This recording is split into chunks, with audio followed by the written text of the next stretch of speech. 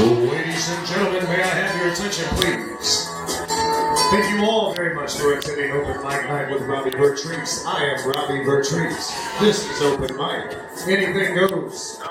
You want to get on the mic, you just let me know.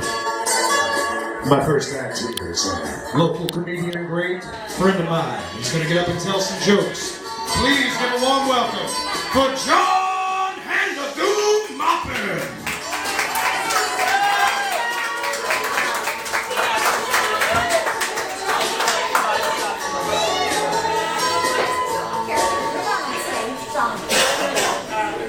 I have no clue what he just said. Okay.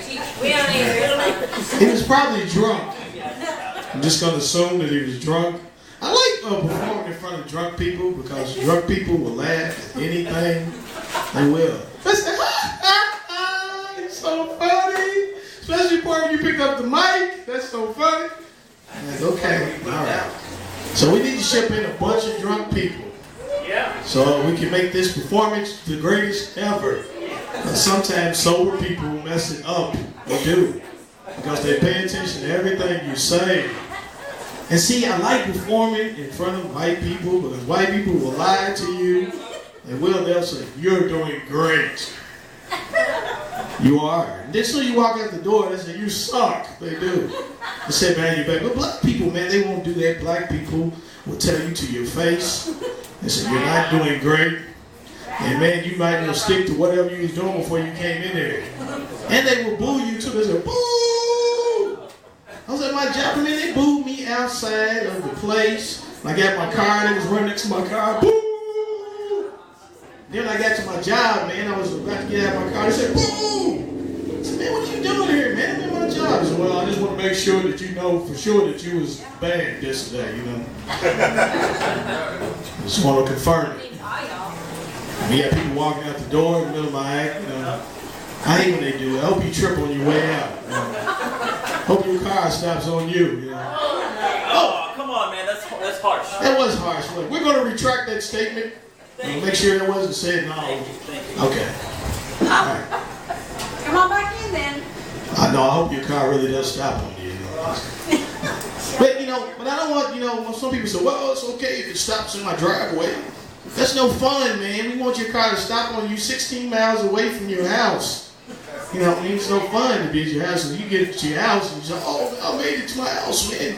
God was on my side, you know. So what do you feel like when your car stops on the highway? It's, oh, God ain't on my side. No, he's really on your side because your car stops on the highway and you don't get hit by a car on the highway, he was on your side.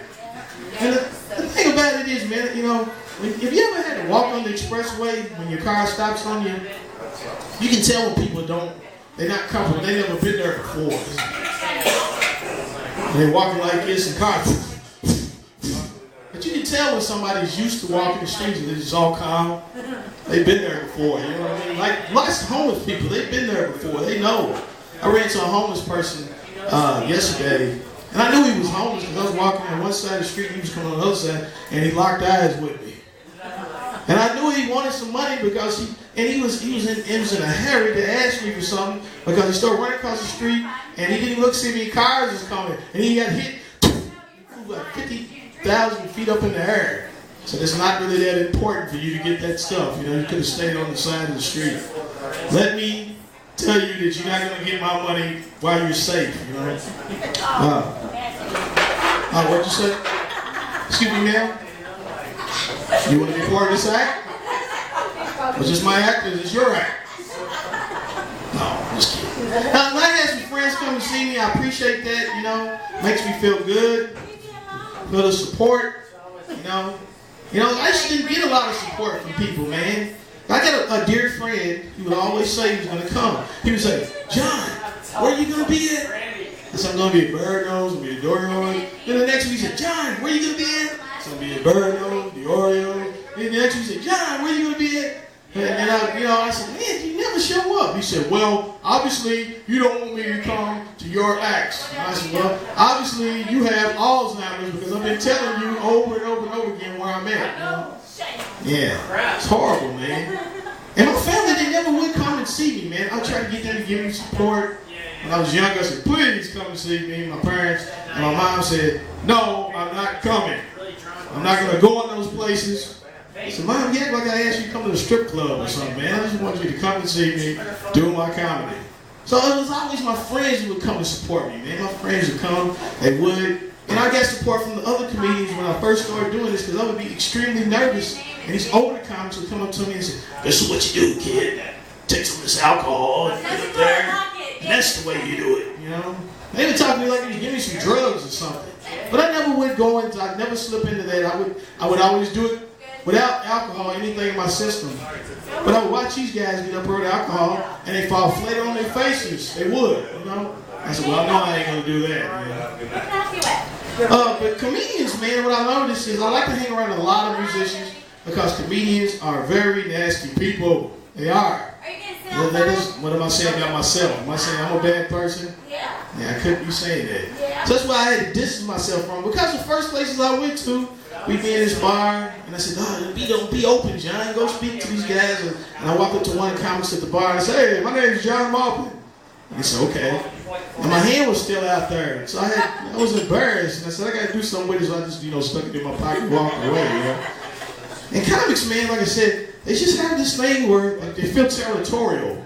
Unless you can go to a place, this is my spot right here. You can't get here. And it's not black or white, like it's just, if they don't like you, they just don't like you. So I started to migrate into the musical open mics, man, and I come around these guys, and they're real nice. I mean, they're so nice. A couple of them came and kissed me in the mouth. I said, hey, they did. But they was nice guys, I said, okay. Next time, just shake my hand. I don't want to get kissed in the mouth. But they're good guys, though, man. And I'm envious of musicians because musicians have something, they can do something that comics can't do.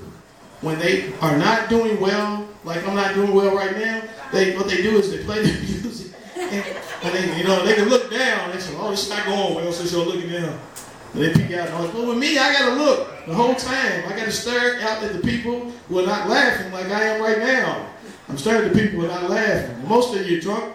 So you're not going to remember this anyway, And anyway, so I'm getting a little bit better. In the beginning, what I used to do, I used to always get nervous and I'd have to urinate. I would.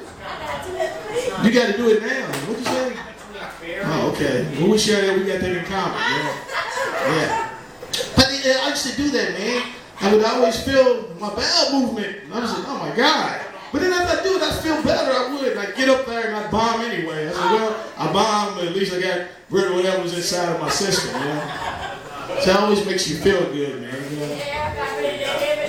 Yeah, whatever you said, she must be drunk right now. I'm pretty sure I didn't see you drink anything, but you're talking like a drunk. You are, I'm just kidding. Look, I'm not playing. I got a brother. He's great at what he does. He's an alcoholic. He's great. So I have a lot of appreciation for alcoholics. I do. My brother's got plaques in his room, man, for we got stopped for all his DUIs. I got stopped in 93 right here. This was in 2001. This one right here is 2005. So, yeah. He's proud of it, man. He is. But he's caused a lot of damage in my family. He has. A lot of damage. My brother would get locked up every other month. One time he got locked up around Christmas. My mom set us down and said, look, don't nobody tell anybody where he's at. So when they come over, they ask where he's at, so you don't know. So that's what I did. I didn't tell anybody. But after years and years and years and years and years of this, I said, Mom, but you realize this guy's gone for 100 years. We can't have this anymore, Where's your brother at? He's in the penitentiary. Yeah. And that's the thing, man. I remember the very first time my brother got locked up. It was a very emotional moment. Very emotional, the glass was in between him and I. And he came up and we shared a tear. And I told him, I said, man, I hate to see you in here. He said, I didn't want to see you in here to come see me. And, and then 20 years later, after he'd been doing it like 1,000 times, getting locked up, the emotions changed, I didn't care anymore, I went down and seen him, and I thought it was going to be the same thing all over again, a repeat, 20 years before. I got in there and I thought this guy was going to be emotional. He had a smoking jacket on. How did he go to jail and have a smoking jacket on? And I was like, dang, I felt funny because when I went in and I said, well, what have you been doing? Oh, I've been watching ESPN, doing this and doing that. I said, hey, that's where I need to be at. He's just out here all calm, and I'm going to work every day, and I'm stressed, you know. But then I thought about Bubba, and I said, no, that's not where I want to be. I'd rather be at my job and getting screwed every day, you know. Yeah, seriously. Because when you get your job, man, that's what happens all the time, you know. And I know people here that, you know, they'll sit there and they'll say, oh, I love my job. And the people say they love their job, your boss is probably sitting right next to you. You know what I mean? I love my job. It's a great job. Best place I've ever been. 15 years. I've never had any situations. But see, my job, man, I got a stressful job. I hate my job. I do. And I'm in a job, man, where every year you have to sign a contract. I said, sign this contract saying that you're going to come back next year. So if I sign a contract saying I'm coming back, it doesn't matter. If I want to quit, I want to quit. What you going to do, subpoena me in the court? You sign the contract. No, I quit, you know. And, but the thing about it is, like, my job, yeah, one of those glamorous jobs, man. Been doing it for almost 20 years. I am a janitor. Janitor. You're the only person to clap for somebody being a janitor, I tell you. You know, if I was a lawyer or something, it'd be different. Say, hey, you make a lot of money and you're a crook. You know, because lawyers are crooks, but they make a lot of money. And when you're a janitor, you just get crapped on. Then you don't make no money. You know what I mean? Because the only thing I'm good at cleaning toilets. I'm great at cleaning toilets. I'm the best toilet cleaner up here. They smell good. And they smell good for a short period of time. Somebody hit them toilets and then it don't smell good no more. Well, the thing about people walk by the toilet, this man, it smells bad in there. They always look at me, hey, John, what does it do with it, man? You know, like I call that person, it smell like, you know what I mean, an acid place. I don't know, you know, sewer dump. It got nothing to do with it. And they always want to give me a glamour job. Say, Johnny, I got a glamour job for you. Got some vomit for you to clean up, buddy. You head out there and go get it. No. That's what I say in my mind. You know, so I said, yes, sir, I'll be there. I'm a man, you know. And I get there and I clean it up. And the kids, so I work in the high school, so they ask me dumb questions. You like your job? No. Why would I like it? That's what I say in my mind. I said, yeah, it's a great job. In my mind, I hope you fail. You dummy. And see, because when I was young, man, you know, my last name's Maupin. So, you know, I get this, oh, John mopping the floor. So I think, you know, I was cursed. So that's what I try to do when I see kids psychologically. I try to curse them so they become a janitor. So by the time I'm in an old nursing home riding around a wheelchair, I can ride up to them and ask them stupid questions. You know what I mean? So, I'm going to go ahead and probably cut this little short because Rob's looking at me. Rob's like, and actually, you hate that when you get there, man, because I was at this place once, and they cut the mic on me because I had one whole table, man, drunk people, and, you know, and they didn't like my act. But the good thing about it was I had everybody saying the same thing in unison, you know, because I'm a great, you know, I can bring crowds together, and they were saying the same thing. They said, you suck, in unison. You suck, you suck. Said, hey. Drunk women at the table over here, stop, okay? I let you have a few words and you just took it out of control. That's what happens, man. You get people a little bit and say, oh, that was funny, that was cute. The three women, stop, okay? That's enough.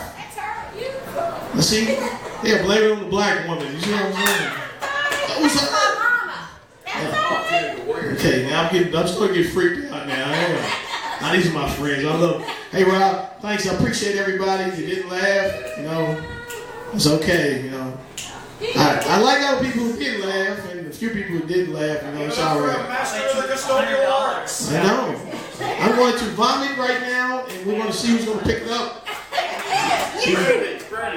See, when you're a janitor and you get sick, people just stand around and what you going to do?